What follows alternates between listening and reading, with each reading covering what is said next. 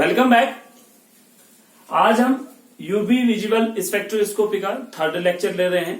पहले लेक्चर में हमने डिस्कस किया था principle of UV visual spectroscopy, जिसमें हमने देखा था कैसे इलेक्ट्रिक कंपोनेंट ईएमआर का जो है मॉलिक्यूल के इलेक्ट्रिक कंपोनेंट के साथ इंटरेक्ट करता है, कैसे ग्राउंड स्टेट एक्साइटेड स्टेट करती है, राइट।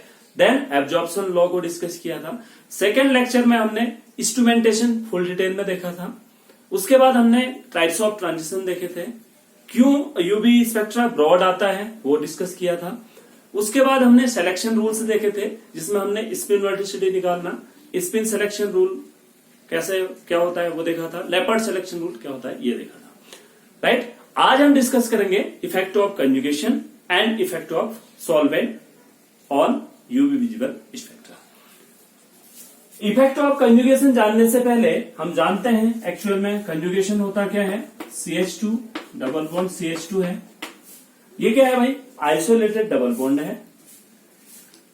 इसके बाद अगर हमारे पास अल्टरनेटिव डबल बॉन्ड है, कहने का मतलब है double bond single bond then double bond, इसको आप क्या बोलते हो, कंजुगेशन, राइट। अगर मैं दोनों कंपाउंड में कार्बन के हाइब्रिडाइजेशन की बात करूं, कंजुगेशन कैसे होगा, ऐसे होगा, राइट।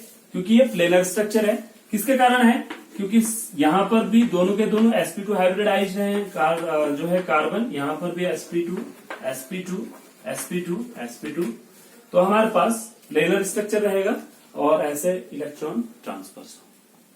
अब इफेक्ट ऑफ कंजुगेशन जानने के लिए मैंने आपको लास्ट लेक्चर में बताया था कि अगर हम एल्कीन का मॉलिक्यूलर ऑर्बिटल डायग्राम बनाएं तो sp2 हाइब्रिडाइज्ड कार्बन है भाई, दोनों के दोनों, तो sp2 हाइब्रिडाइज्ड कार्बन में क्या होगा, pz में एक इलेक्ट्रॉन होगा, वो पाई बॉन्ड बनाएगा, राइट। तो उसी को हम लिख रहे हैं और कुछ नहीं कर रहे हैं। pz orbital. एक केस क्या होगा, जब प्लस लोब क्या होता है भाई, ये वेव है, वेव नेचर ऑफ इलेक्ट्रॉन। अगर इलेक्ट्रॉन जो है ऊपर से क्लॉकवाइज डायरेक्शन में घूम रहा होगा तो प्लस बोलते हैं, नहीं तो माइनस बोलते हैं, राइट।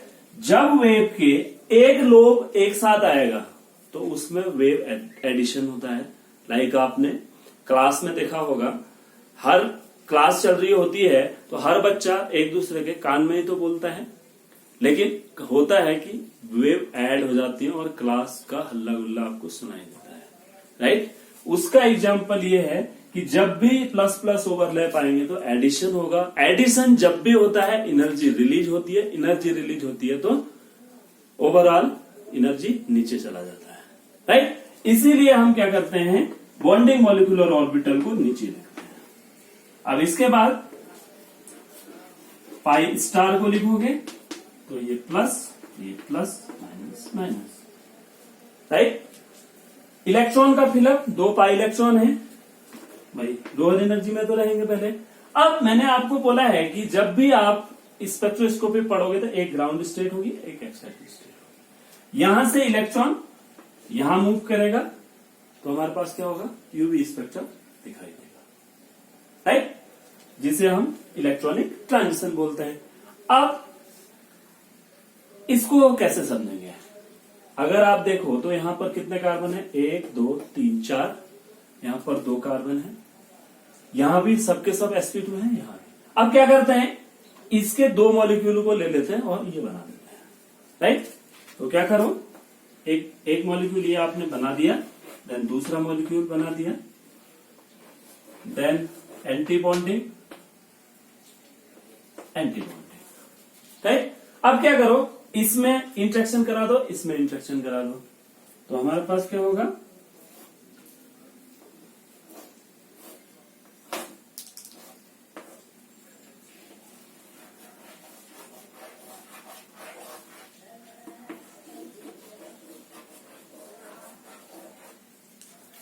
ये देखिए भाई, मैंने कहा कि इसका इंट्रैक्शन एक बार तो ऐसे इंट्रैक्शन कराओगे, ये 4 के 4 लोग एक प्लस प्लस ऊपर ही हो, राइट, यहां माइनस होगा।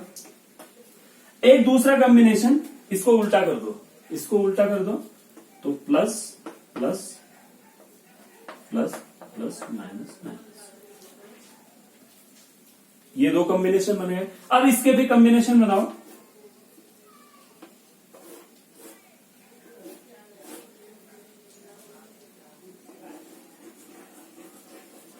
अब जितना भी आपके पास कार्बन होंगे भाई उतने ही मॉलिक्यूलर ऑर्बिटल बनते हैं। अगर 3 ऑर्बिटल होंगे तो 3 कार्बन होंगे तो 3, एक बॉन्डिंग, एक एंटी बॉन्डिंग, एक नॉन बॉन्डिंग। यहां पर 4 हैं तो 2 बॉन्डिंग, 2 एंटी बॉन्डिंग, राइट। अब देखो इसमें कैसे कॉम्बिनेशन होगा, plus plus plus minus plus plus minus. ये आपको सिंपली ऐसे भी सोच सकते हैं। पहले केस में एक भी नोड नहीं होता है, दूसरे केस में यहां बॉन्डिंग की पॉसिबिलिटी नहीं है, देखो, ठीक है। तीसरे केस में यहां बॉन्डिंग की पॉसिबिलिटी नहीं है, यहां बॉन्डिंग है। चौथे केस में कहीं पर भी बॉन्डिंग की पॉसिबिलिटी नहीं है, राइट। अब इसमें जैसे हमारे पास यहां पर अगर बात करें तो हाईएस्ट ऑक्यूपाइड मॉलिक्यूलर कौन है भाई, हाईएस्ट ऑक्यूपाइड मॉलिक्यूलर ऑर्बिटल ये है जिसमें इलेक्ट्रॉन है। लोएस्ट अनऑक्यूपाइड मॉलिक्यूलर क्या है, पाई स्टार है। उसी तरीके से इसको आप पाई 1 बोलते हो, ये पाई 2 है, ये पाई 3 है, ये पाई 4 है, राइट। तो 2 इलेक्ट्रॉन भरोगे, 4 इलेक्ट्रॉन, सॉरी 2 2 4, राइट। ये हो जाएगा हाईएस्ट ऑक्यूपाइड मॉलिक्यूलर ऑर्बिटल, ये हो जाएगा लोएस्ट अनऑक्यूपाइड मॉलिक्यूलर ऑर्बिटल। अब इलेक्ट्रॉन ट्रांजिशन हर हमेशा कहां से आता है, होमो टू लूमो। तो आप देख पा रहे हो यहां पर एनर्जी गैप इतना है भाई, ठीक है। तो क्या हुआ, इसका जो है ऊपर को गया, ये ऊपर को गया, ये नीचे को आया, राइट। तो ओवरऑल गैप कितना हो गया, इतना हो गया, राइट। पहले गैप इतना था, अब गैप इतना हो गया। जब कम गैप होगा तो एक्साइटेशन इजी होगा। अगर हमारे से आपसे इतना कूदो कहा जाए तो कूद पाओगे। अगर आप बहुत हाइट में कूद पाओगे क्या, नहीं कूद पाओगे। इलेक्ट्रॉन भी कूद ही तो रहा है, राइट। ऐसा ही हो रहा है। अब हम क्या करते हैं, इन 4 स्ट्रक्चर को, ये एक्चुअली जो मैं बता रहा हूं डिटेल में, हर लेक्चर के मैं द कॉन्सेप्ट में ऐसे ही बताऊंगा, क्योंकि इनका यूज आपके इन फ्यूचर हर जगह होता है, पेरिसाइक्लिक रिएक्शन में होता है, वहां पर भी देखेंगे, राइट। तो अब क्या करते हैं, मैंने ये जो 4 स्ट्रक्चर बनाए ना, अब देखते हैं कि क्या कौन कैसे पॉसिबिलिटी है इनको बनाने की। CH2 double bond CH, single bond CH, double bond CH2। आप इसमें कंजुगेशन कराइए तो स्ट्रक्चर बनता है CH2 plus CH, single bond CH, single bond CH negative. Then अगर दूसरा कॉम्बिनेशन ऐसा भी करा सकते हो तो बनेगा CH2 negative CH, double bond CH, CH2 plus, right. ये दोनों एक दूसरे के मतलब एक ही स्ट्रक्चर है, राइट। इसके बाद तीसरा कॉम्बिनेशन है CH2 CH, CH negative positive, negative positive. अब क्या होगा, एक स्ट्रक्चर, दूसरा स्ट्रक्चर, तीसरा स्ट्रक्चर, इन तीनों का अगर मिक्सचर बनाओगे वो क्या होगा, हाइपोथेटिकल होगा, राइट, जिसको आप रिजोनेंस हाइब्रिड बोलते हैं। और ये भी बोलते हो कि resonance hybrid is the real structure of any compound. तो उसको आप बना दो CH2 CH CH CH2, यहां डबल बॉन्ड, ये सब जगह। अब आइए देखते हैं इन 4 स्ट्रक्चरों में से कौन कौन सा है, राइट। रिजोनेंस हाइब्रिड की एनर्जी सबसे कम होती है बोलते हो, ये दिख रहा है क्या, ये देखिए यहां पर बॉन्डिंग की पॉसिबिलिटी 1 2 3, राइट। अब दूसरा structure, 1 bond 2 bond, 1 bond 2 bond, यहां 3 बॉन्ड, यहां 2 बॉन्ड। इनमें से कौन सा है भाई, ये है। देन हमारे पास 1 बॉन्ड, ये कौन सा है स्ट्रक्चर, ये वाला या ये वाला। इसके बाद है जहां पर बॉन्डिंग की पॉसिबिलिटी नहीं है, वो ये है, राइट। होप आपको ये भी समझ में आ गया होगा। इसके बाद अब हम देखते हैं, सिंपल तरीके से समझते हैं। ये तो आप जब बहुत डिटेल में आपको समझाने के लिए आता है तब आप ऐसे फॉलो करेंगे। शॉर्ट आंसर क्वेश्चन आते हैं तो वहां पर आप कैसे आंसर देना है ये मैं आपको बताता हूं। अगर आप CH2 डबल बॉन्ड CH2 का बॉन्ड लेंथ की बात करें तो ये होता है 1.34 एंगस्ट्रॉम, राइट। सिंगल बॉन्ड की अगर CC सिंगल बॉन्ड की बात करेंगे ये होता है 1.54 एंगस्ट्रॉम। इसमें देखा गया कि सिंगल बॉन्ड जो है बढ़ गया, डबल बॉन्ड घट गया, तो इसमें जो है बॉन्ड लेंथ होती है इस बॉन्ड की वो 1.46 से 1.48 एंगस्ट्रॉम के बीच की, राइट। अब इफेक्ट क्या होगा, मैंने आपको फर्स्ट लेक्चर में ही बता दिया था कि जब भी आप यूवी विजिबल या कोई भी स्पेक्ट्रोस्कोपी की बात करोगे वहां पर आपको एक ग्राउंड स्टेट बनानी है, एक एक्साइटेड स्टेट।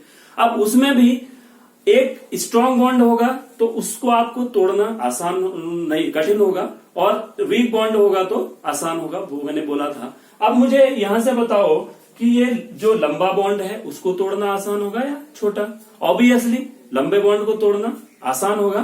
तो इस केस में क्या हो जाएगा, इलेक्ट्रॉन को एक्साइट करना जो है आसान होगा, तो इसीलिए क्या होगा, एनर्जी कम लगेगी। अब हम देखते हैं effect of solvent. Effect of solvent की बात करेंगे तो सेम फिनोमेनन क्या लगेगा, आपके पास दो सॉल्वेंट होते हैं भाई, एक क्या होता है पोलर, एक non polar. Effect of solvent on UV visual spectrum. अब इफेक्ट ऑफ सॉल्वेंट जैसे हमने यहां देखा पाई टू पाई स्टार में देखेंगे, देन क्या बोलते हैं N2 पाई स्टार और N2 sigma star, sigma 2 sigma star. आइए देखते हैं।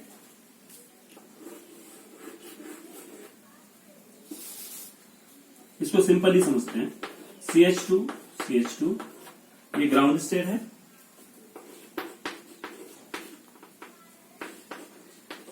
ये इलेक्ट्रॉन यहां से मूव कर दिया पाई स्टार में, तो क्या होगा भाई, ये नेगेटिव ये पॉजिटिव, ऐसा ही तो होगा, राइट। अब मुझे ये बताओ, ये है ग्राउंड स्टेट, अभी हमने डिस्कस किया था, ये क्या है एक्साइटेड स्टेट, या इसको आप पाई स्टार बोल रहे थे, ये पाई था, राइट। पोलर कौन है भाई, यही तो है, यहां पर चार्ज जनरेट हो गया है। तो पोलर अगर सॉल्वेंट डाला वो एक्साइटेड स्टेट को क्या कर रहा है, स्टेबलाइज कर रहा है, तो क्या होगा, एक्साइटेड स्टेट स्टेबलाइज होगी तो हर कोई मॉलिक्यूल एक्साइटेड स्टेट में जाना चाहेगा।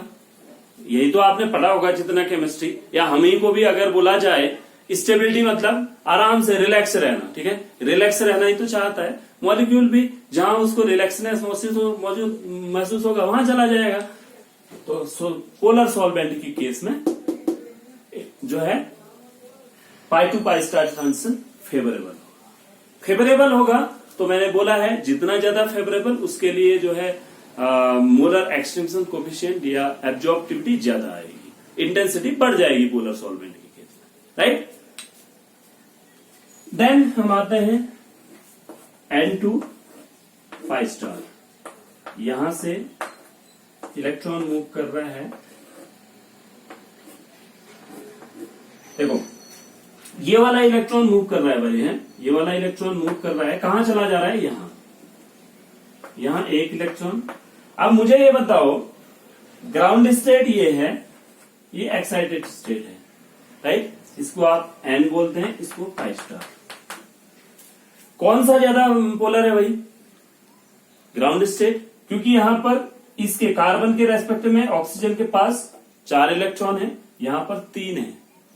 इलेक्ट्रॉन मतलब निगेटिव चार्ज, यहां पर ज्यादा निगेटिव चार्ज है, यहां पर कम है, राइट, इसीलिए ये ज्यादा पोलर है। अब ज्यादा पोलर है तो पोलर सॉल्वेंट क्या करेगा, ग्राउंड स्टेट को स्टेबलाइज कर देगा, राइट, ग्राउंड स्टेट को स्टेबलाइज कर देगा, तो मॉलिक्यूल ग्राउंड स्टेट में ही रहना चाहेंगे, इसलिए क्या हो जाएगा, N2 पाई स्टार के केस में पोलर सॉल्वेंट क्या करेंगे, इंटेंसिटी को घटाएंगे।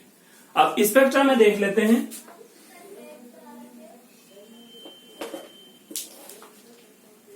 आपके पास एक लेस पोलर सॉल्वेंट था, राइट, लेस पोलर सॉल्वेंट था, उस केस में आपने क्या किया, इस तरीके से जो है स्पेक्ट्रा आया, आपने पोलैरिटी सॉल्वेंट की बढ़ा दी, तो उस केस में क्या हुआ, ये वाला तो ऊपर चला जाएगा भाई, ये वाला पीक ऊपर चला जाएगा और ये वाला पीक नीचे चला जाएगा, राइट। अब आपने क्या किया, एक नॉन पोलर सॉल्वेंट ले लिया, ये है लेस पोलर, ये है पोलर। अब जब आपने सॉल्वेंट पोलरिटी हटा के नॉन पोलर डाल दिया तो ये और कम आ जाएगा, ये और कम, इसकी इंटेंसिटी बढ़ेगी तो सही, लेकिन इससे ज्यादा नहीं बढ़ेगी, इससे ज्यादा नहीं बढ़ाओगे इसको। क्यों नहीं बढ़ाओगे, मैंने बोला है क्योंकि पाई टू पाई स्टार ट्रांजिशन क्या होता है, अलाउड ट्रांजिशन होता है, और ये वाला फॉरबिडन ट्रांजिशन होता है, राइट। तो होप आपको इफेक्ट ऑफ सॉल्वेंट भी समझ में आ गया होगा। इसके बाद एक चीज और बताना चाहूंगा, सेम केस अगर आपके पास CH3OH है, राइट, एक है आपके पास sigma to sigma star transition, polar solvent sigma to sigma star, same concept लगेगा, ठीक है। Polar solvent sigma to sigma star transition को फेवर करेंगे, non polar solvent N2 sigma star transition को जो है फेवर करेंगे, राइट। इतना आपको समझ में आ गया होगा, राइट। देन नेक्स्ट लेक्चर में अब हम क्या करेंगे, दोनों ये पहले लेक्चर और इसको मिला के काफी इंपॉर्टेंट इंटरेस्टिंग होने वाला है कलर कॉन्सेप्ट, जिसमें हम ऑक्जियोक्रोम क्रोमोफोर को जानेंगे। उसके बाद हम जानेंगे क्या बोलते हैं, bathochromic shift, hypsochromic shift, hyperchromic shift, hypochromic shift, right. Then thank you for watching, keep watching, take care, bye.